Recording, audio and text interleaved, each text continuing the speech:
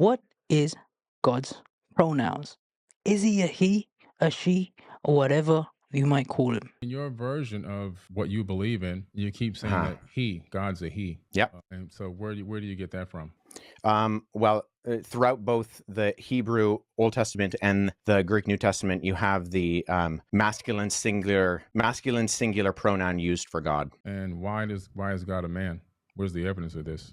Well, God isn't a man. See, within historical Christianity, we don't believe that God has a gender. However, the way that he has decided to reveal himself is through the masculine plural, and then ultimately by becoming a human in the person of Jesus Christ. So we don't believe that God has a gender. In fact, the fact that God creates humanity in his image and he creates them male and female, those are two aspects of the image of God. And so that's the completeness. So historical Christianity has never argued that God is gendered.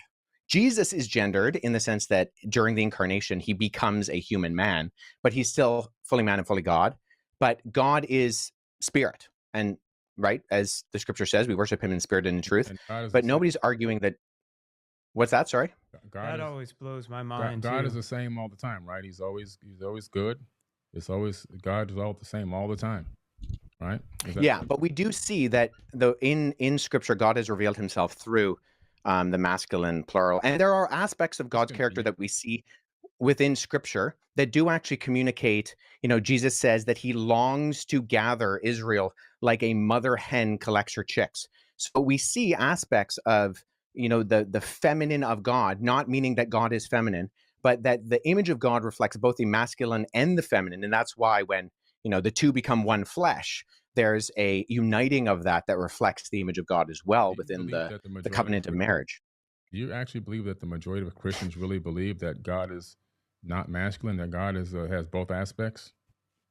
If you I ask mean, it's irrelevant what the if majority you of ask 10 Christians people on the believe. road, how many would Yeah. tell you, that God's not a man? They've never been taught this.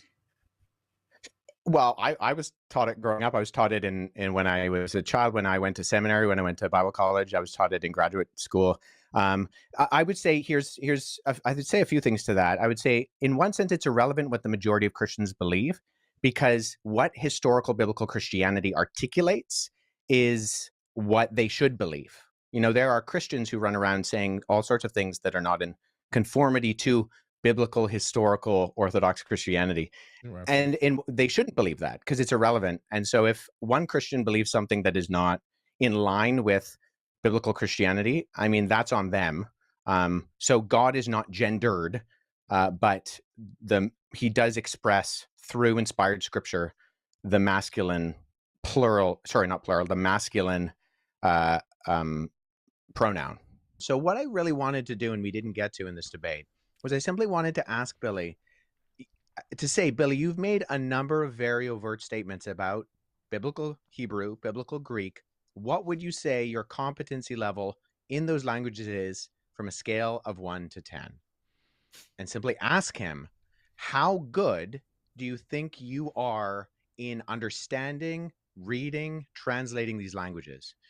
And on that basis, if he says, well, I really don't know very much about it, I would say, then you probably shouldn't be talking about it, because Mhm. people who don't know things about languages in general shouldn't be making definitive statements about what those No. languages mean.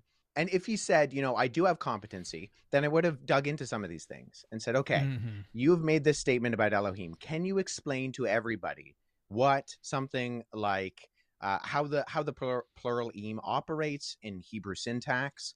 Do you mind explaining to everybody who's listening what a concretized abstract plural is? These are questions that I would want Billy to explain, to reveal to those who are listening that Billy doesn't know any of these things, because Billy doesn't know biblical Greek or Hebrew. I was going to try to do the same thing with when he makes overt statements about knowing Sumerian. He told Joe Rogan he can read Sumerian.